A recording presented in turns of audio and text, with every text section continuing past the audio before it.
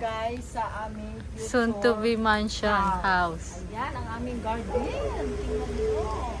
Amin talaga, hindi pa nga bayaran. Ayan.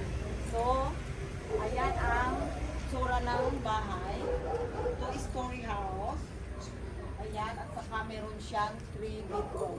Pero pwede siyang gawing 4 bedroom. Oh, ang ang ang parking di ba? Tapos ito yung area niya. Oh, pag sinagad-sagad pa doon. At saka yung parang Pasok pa isang sasakyan. terrace. Sasakyan pa dito. Marupangkat din. Ito ang terrace. Lalagyan natin ang upuan para dito ano.